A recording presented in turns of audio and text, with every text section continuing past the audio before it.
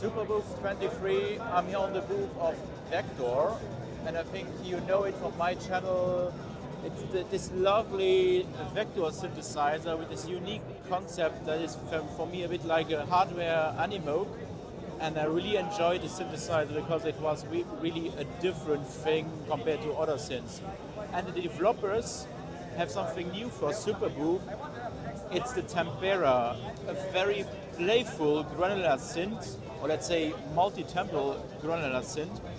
And I'm here with Andres. How are you? Hi, Tom. You are the developer of the VECTOR. What is for me interesting to hear, how long do you work on VECTOR? Because it came from nowhere and it was there. So how long do you work on this? Quite a long time. I think it took us 3 or 4 years to sort of bring it from nothing to the machine. And we had no idea how the industry works. We didn't know what is the life cycle of things, how it all works out. So it took us super long. We still have no idea basically anything about marketing or sales. So it takes us a long time to, many people still don't know about it. So. And you are quite small company. Yeah. How many people? Two guys. Two guys. Right. So it's you and Adam. This guy.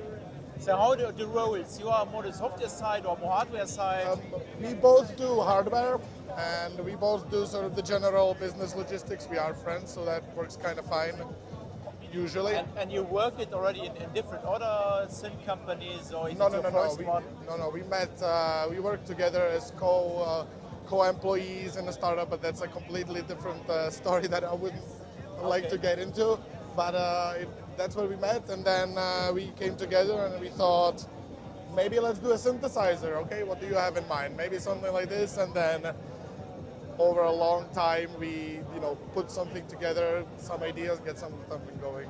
And for Superbooth, you probably read my mind because I'm a very granular fanboy, or that I love granular synthesis. And you made a new granular synth also out of nowhere. It came, hey, the guys have a granular synth, and it looks very, very pretty. It's called Tempera. Yeah. Where did it come? The name, does it temperature or Tempera? No, that's like the paint. The paint. Okay. So the paint. So the whole point of this is that sort of the conceptual idea is that you have a canvas on which you play with sounds and with colors. And you explore the canvas with fingers and with your ears and with your eyes, and that's how you approach this machine. Well, we have granular synths in plugins, in software. We have them on some in hardware. It's pretty rare. Some mighty ones, like the Iridium or Waldorf, they have granular synths. How different is your Tempera from classical? So obviously, computers these days have huge amounts of power. But what computers cannot do is give you the tactile response that you're maybe looking for in an actual real instrument. So we're not really trying to compete or be an alternative in terms of grain count, or although the specs I believe are great on this thing, but if all you're looking for is a huge number of possibilities, then go for a plugin, I would say. But if you're looking for an instrument that you can touch, that you can play, then that's what we're trying to offer here. So it was for you important that it's playable. It's right. So it took you quite a time probably to make this thing really not only a good engine, but also to make it playable. For sure. So I would say there's two things about this. One thing is sort of to conceptualize in what way should this be approached? Like, do you touch what happens? What happens to the grains? What happens to the emitters?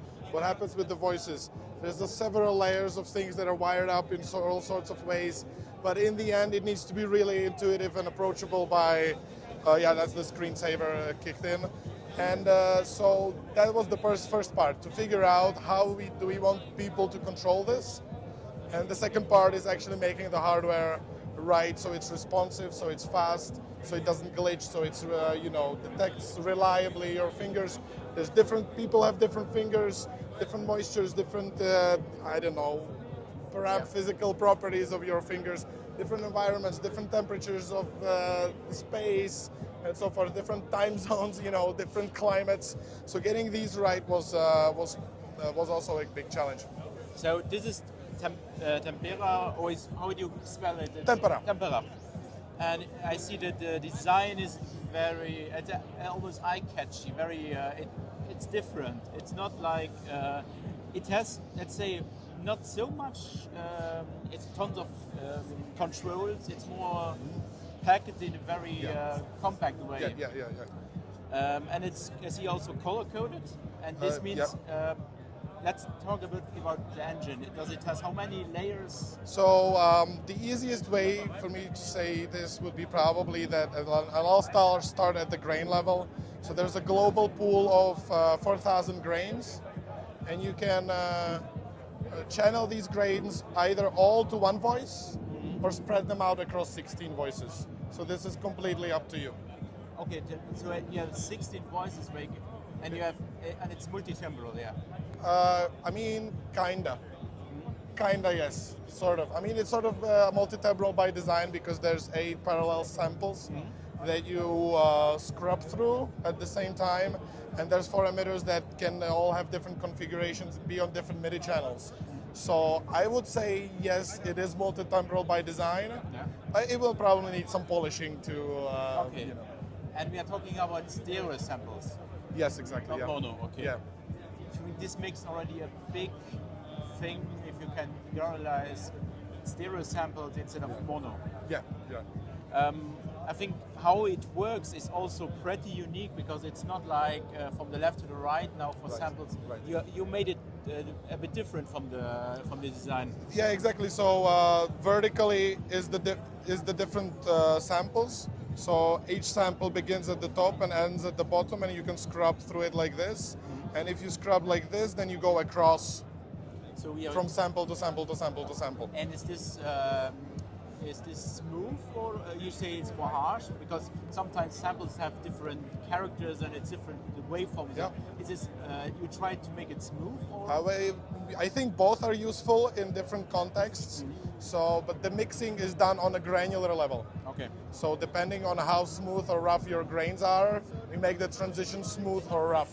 So for example, for percussive tracks, you want sharp, concrete transitions, but maybe for pads, maybe for cloudy things, you want to have probably a smooth transition. And for me, very eye-catchy is this user interface, or this let's say keyboard, touch keyboard. We call it the touch grid. The touch grid. And touch grid. And you designed it from scratch. Yeah, that's our technology. Yeah. Maybe show us a bit how it works, because granular synthesis is always a bit more, let's say. Exactly. Yeah. So as I said, there's 8 samples vertically. Okay.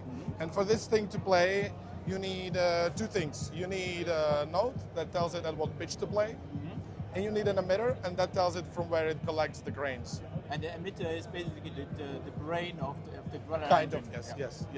So there's 4 different 4 color-coded emitters, and each can have a different configuration as spray X, spray Y. So spray Y is your normal spray on a granular, but spray X sprays across samples. So we have the typical granular features like density. Exactly, yeah. And so on. Right. And so if you insert a note, this machine isn't connected to an MIDI keyboard, unlike that one, so I can pull up an overlay keyboard here. So the 2 left columns are acting as a virtual keyboard. This is set to major scale now, so this is C, D, E, F, G, and so forth, and 1 octave higher, again, the same thing. And you can play them multi-touch, obviously. And just to get this out of the way, I'll put the pedal on and just insert a note. A lot of people touch this, and as this is collecting a baseline level, it needs recalibrating. So the note is in, and I'll get the touch keyboard out of the way and go to emitters, and I'll just turn this down. And when I put my finger in, I will start generating grains around my finger.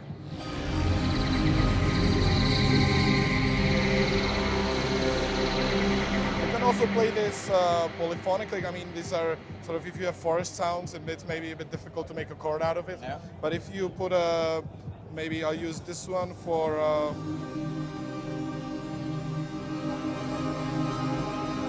Okay, so I'll put in this emitter here.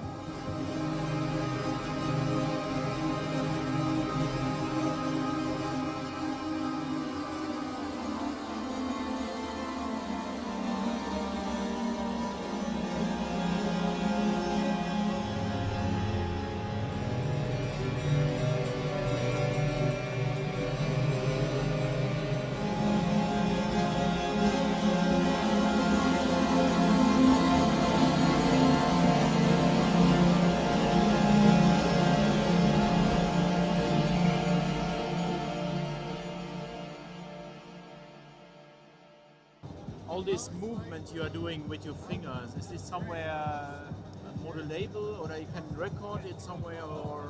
Exactly. So what you can do is, let me select this.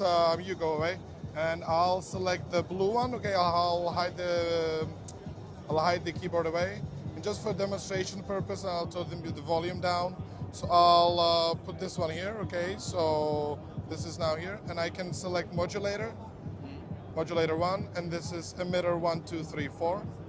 Modulator 1, 2, 3, and I can assign modulator 1 different LFOs, and I can assign this to emitter 1 relative X. Okay, and then when I insert it, sorry, this is emitter 2, right? It's pink. So let me put this emitter 2 relative X, and when I insert a key here.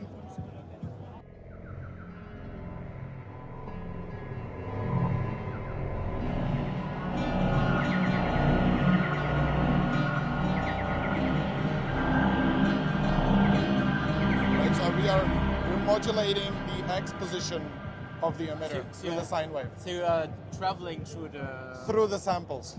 Okay. We can also assign this to be relative Y, and then it will travel like this.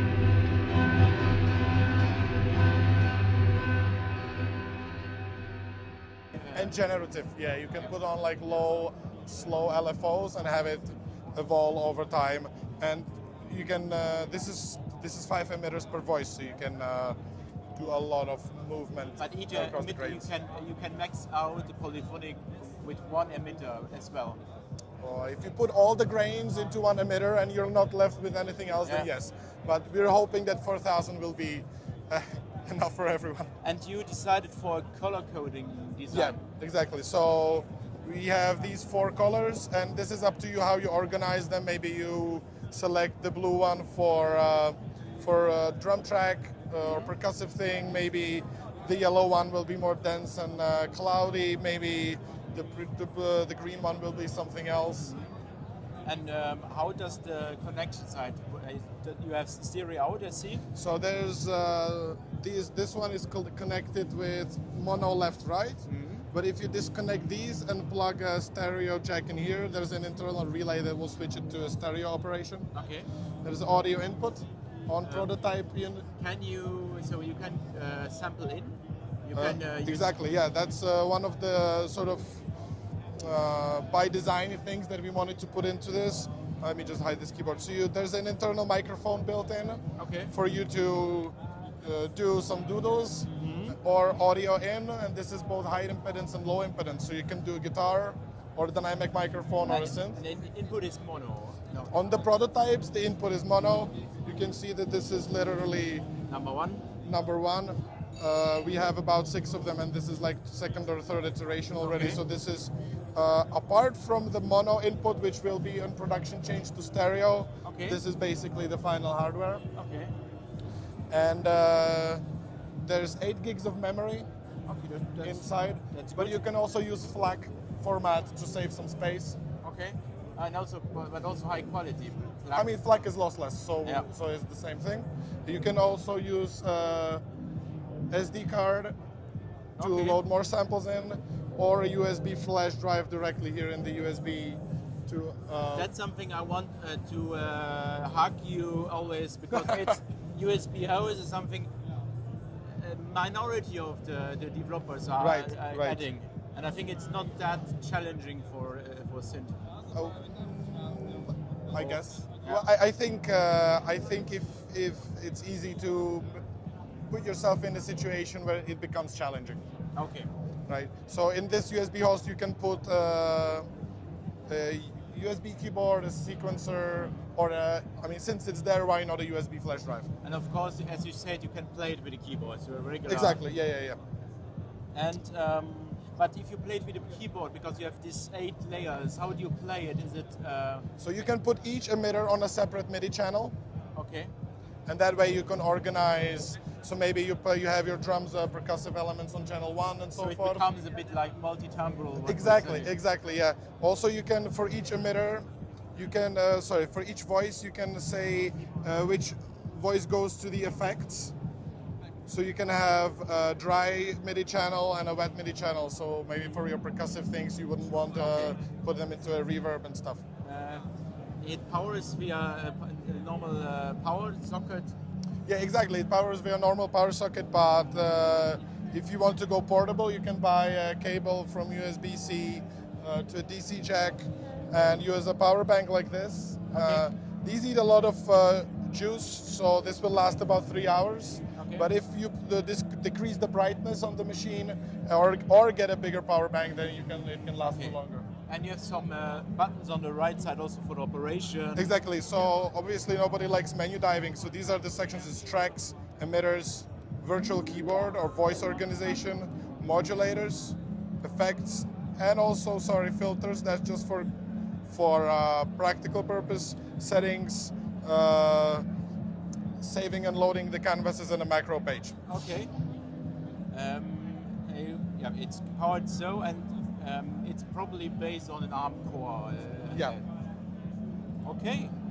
And how far are we in the development of the Tempera? Pretty far, I'd say. We had some alpha testing, we had some sort of alpha beta testing, and as I said, this is already our 2nd or 3rd iteration, depending on how you count. Yeah. We are heading into production now, and we'll be opening shop probably next week. Okay. And within a few months, I think around October, realistically, this can be on your table. Okay. And you expect price point? We don't know exactly yet, but this will be something around 750, including VAT euros. Okay, that's also reasonable for such a big granular synth. And I think often the granular synth are more on the lower side, or the more gritty side. Because Exactly, yeah. So this one is pretty high. How it sounds, it's yeah. okay. I'm super hyped because as a granular fanboy, I really love it, and as a Vector user, I love this machine. So I'm very looking forward for this one. Right. Guys, I hope you rest good Superbooth 23. I think there's a few hours, 2 hours maybe, and then it's over. I hope you had a good Superbooth. Yeah. Thank you. Thank you. And hope to see you again very soon. Exactly. Yeah. Take care. Bye.